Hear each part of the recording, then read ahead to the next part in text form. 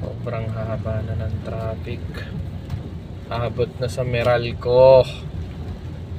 Harleys po yan, San Ignacio. Ayan, papunta pa lang po ito ng Meralco, traffic na. Pati po itong papuntang Chaong, medyo masikip-sikip na ng konti. What the? Ano ba nangyayari sa mundo?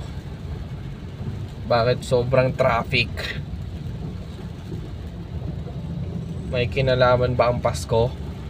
Kaya ma-traffic? Oh, grabe.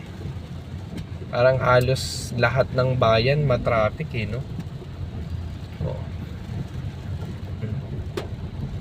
Dito medyo maluwag pa yung papunta dito, yung papuntang Chaong, Quezon.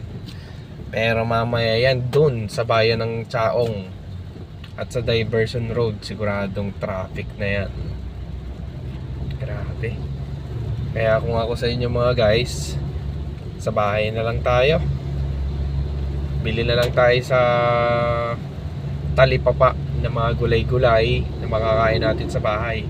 Kasi ang hirap lumabas sa sobrang daming sasakyan. Napaka-traffic. So, stay safe guys.